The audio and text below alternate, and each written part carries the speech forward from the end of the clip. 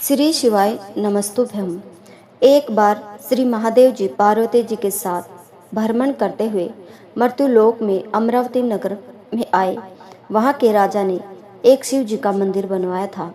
शंकर जी पार्वती जी के साथ वहीं ठहर गए। एक दिन पार्वती जी शिव जी से बोली, नाथ आइए आज चौसर खेले। खेल प्रारंभ हुआ। उसी समय पुजारी पूजा करने को आए। पार्वती जी ने पूछा, पुजारी जी बताइए जीत किसकी होगी। पुजारी जी ने बिना सोचे समझे कहा कि भगवान भोलेनाथ जी जीतेंगे, किंतु अंत में जीत पार्वती की हुई। पार्वती जी ने मिथ्या भाषण के कारण पुजारी जी को कोढ़ी होने का श्राप दे दिया। पुजारी जी कोढ़ी हो गए। कुछ दिन बाद देवलोक की अप्सराएं पूजन के लिए आई और पुजारी जी को देखकर उनके कोढ़ी होने का कारण पूछा। पुजारी जी ने सब बातें बतला दी। अप्सराएं बोली, पुजारी जी आप 16 सोमवार का व्रत करो, महादेव जी आपका कष्ट दूर करेंगे। पुजारी जी ने उत्सुकता से व्रत की विधि पूछी। अप्सराओं ने पुजारी को 16 सोमवार व्रत की विधि बताते हुए कहा कि सोमवार के दिन सूर्योदय से पहले उठना, फिर स्नान आदि से निवृत्त होकर स्वच्छ वस्त्र धारण कर लेना। इसके उपरांत आधा सेर गेहूं के आटे का चूरमा बनाकर उसके 3 भाग कर लेना। फिर भगवान शिव की प्रतिमा के समक्ष घी का दीपक जलाकर गुड़, नवेद, फूल, बेलपत्र, चंदन, अक्षत, जनेऊ का जोड़ा लेकर विधि विधान प्रदोष काल में भगवान शिव की पूजा करना। पूजा के बाद गेहूं के आटे से बनाए गए चूरमे के 3 भाग में से 1 भाग शिव को अर्पित करना और 1 आप ग्रहण करना। बाकी भाग को भगवान का प्रसाद मानकर सभी में बांट देना। इस विधि से 16 सोमवार व्रत कर 13वें सोमवार को 5 सेर गेहूं की बाटी का चूरमा बनाकर भोग लगाकर बांट दें। फिर सर्व कुटुंब प्रसाद ग्रहण करें। ऐसा करने से शिवजी आपके सारे कष्ट दूर करेंगे। यह कहकर अप्सराएं स्वर्ग लोक को चली गई।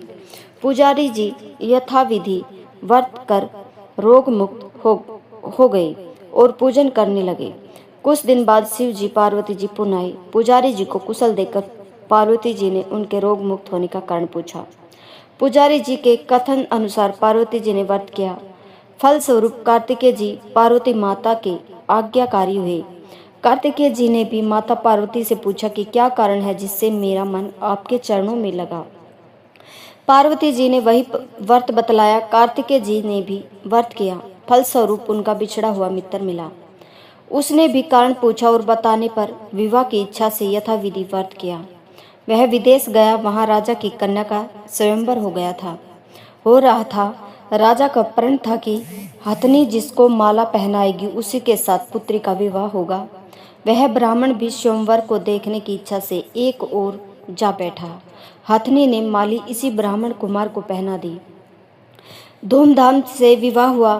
तत्पश्चात दोनों सुख से रहने लगी।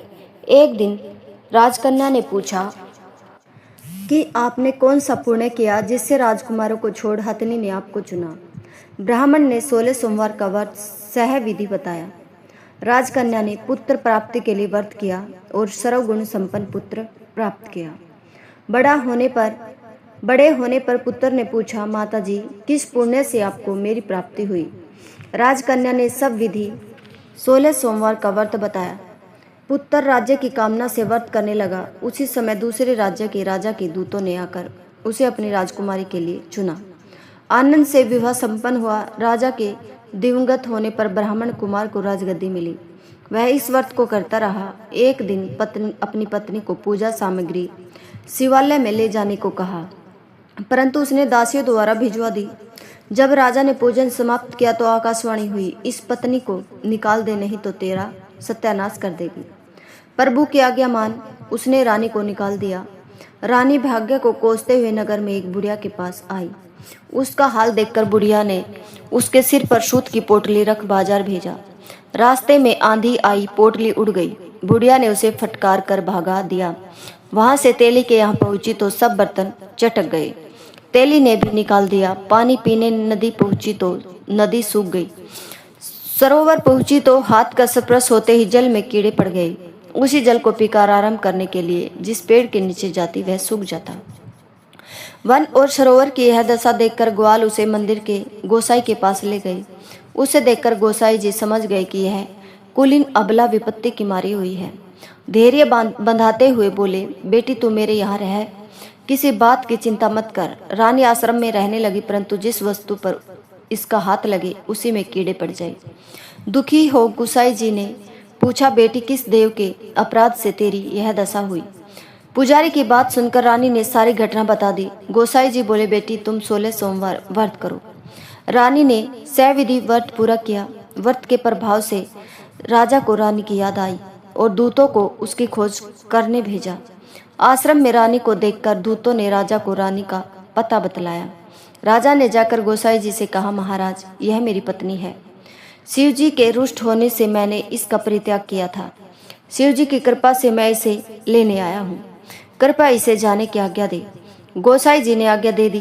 राजा रानी नगर में आए। नगर वासियों ने नगर सजाया, बाजे बजने लगे, मंगलाचार हुआ। तत्पश्चात शिव जी की कृपा से प्रतिवर्ष 16 सोमवार का व्रत कर वह रानी के साथ सुखपूर्वक रहने लगे। इसी प्रकार जो मनुष्य भक्ति सहित और विधि पूर्वक 16 सोमवार व्रत करता है और कथा सुनता है, उसकी सभी मनोकामनाएं पूर्ण होती है और अंत में वह शिवलोक को प्राप्त होता है।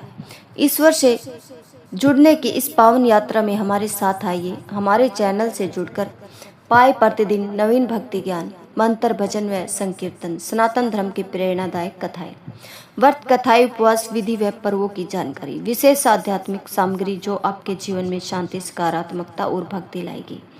अगर आप लोगों को हमारी यह कथाएं पसंद आती है तो हमारी भक्ति भजन 1 2 3 चैनल को सब्सक्राइब करें। धन्यवाद।